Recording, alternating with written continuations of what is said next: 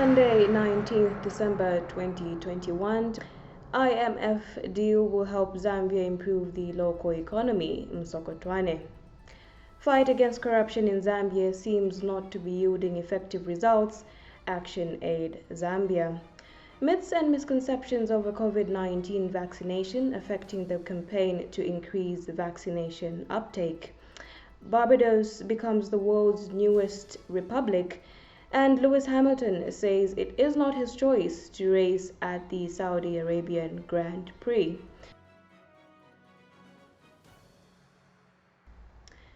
IMF deal will help Zambia improve the local economy, Msokotwane.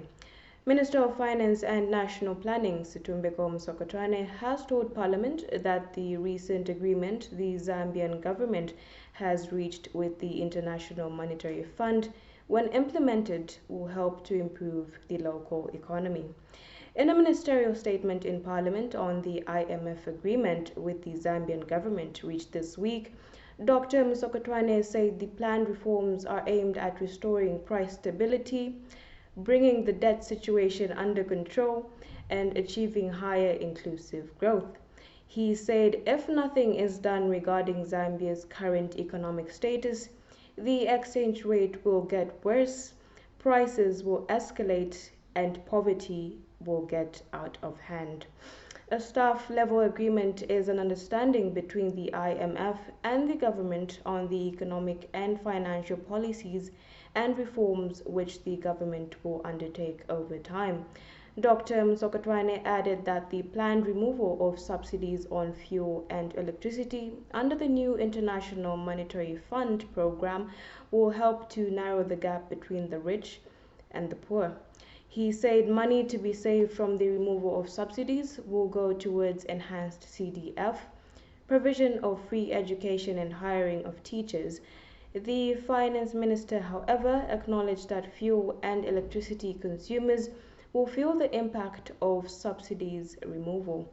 Dr. Msokotwane said he is aware that Zambians have raised concerns and fears that life under an IMF program will be harsh.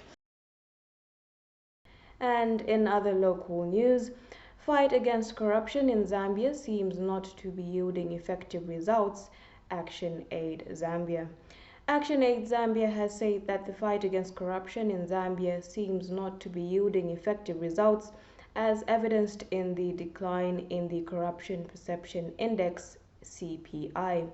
In a statement released to the media in joining the rest of the world in commemorating the International Anti-Corruption Day, under the theme Your Right, Your Role, Say No to Corruption, Action Aid Zambia said that Zambia's CPI score has dropped by 5 points since 2018, indicating a rise in public sector corruption, and that is no secret that the rampant corruption has resulted into limited access to public services.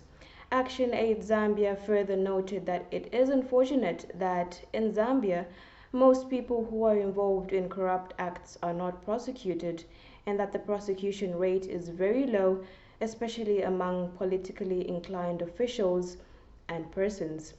Action Aid Zambia recommended that the approach to prosecution should be governed by the following principle of dealing with all cases, and that no case is too small to investigate, and cases must be dealt with regardless of rank and status, and also deal with both givers and takers of bribes, as they are equally culpable. Myths and misconception over COVID-19 vaccination affecting the campaign to increase vaccination uptake. Public health specialist Dr. Christopher Duve says myths and misconceptions over COVID-19 vaccinations being peddled on social media have negatively affected the campaign to increase vaccination uptake. The Ministry of Health is currently implementing a COVID-19 vaccination campaign aimed at ensuring that 2 million Zambians are fully vaccinated by 25th December 2021. He said the Ministry of Health in Dola is now engaging stakeholders such as councillors, chiefs, and the clergy in a bid to encourage more people to get the COVID-19 vaccination. Dr. Dube announced that the Ndola Health Office will next week launch the door-to-door campaign and visit some campaigns to encourage more people to get vaccinated. Speaking on a radio Ichengelo program on Friday, Dr. Dube emphasized that people who have been vaccinated are less likely to die from COVID-19. Meanwhile, the Ndola District Health Office is expecting to vaccinate 83,000 people by Christmas. Ndola has 34 public health facilities where vaccines are being administered. And in international news, Barbados becomes the world's newest republic. Barbados has officially removed Queen Elizabeth II as its head of state and becomes the world's newest republic. In an overnight ceremony in the capital, Bridgetown, Dame Sandra Mason was sworn in as president. The Prince of Wales and Barbadian singer Rihanna attended the event, which coincided with the country's 55th anniversary of independence. In a speech, Prince Charles acknowledged the appalling atrocity of slavery the Caribbean island suffered. The new era for Barbados ends Britain's centuries of influence, including more than 200 years when the island was a hub for the transatlantic slave trade. To signify the official change of power, a final salute was made to the British monarchy and the royal standard flag was lowered and replaced. Speaking as the guest of honor at the event, Prince Charles reiterated the continuing ties between the two nations despite the constitutional status change. He described the moment as a new beginning before being awarded the prestigious Order of Freedom of Barbados by the new president. And finally, in sports news, Lewis Hamilton says he is not comfortable racing in Saudi Arabia this weekend as a result of the country's human rights record. Saudi Arabia is hosting its inaugural race on a new street track in the coastal city of Jeddah, the first in a long-term contract. F1's decision to race in Saudi Arabia has been criticized by human rights groups. Amnesty International has said Saudi's record is extremely troubling and that the race is being used to sports wash the country's reputation. Amnesty's UK Chief Executive Officer said it was encouraging to see Hamilton speaking out on human rights. Hamilton said he would again be wearing the helmet he wore at the last race in Qatar, which is painted with the rainbow flag in support of the LGBTQ rights.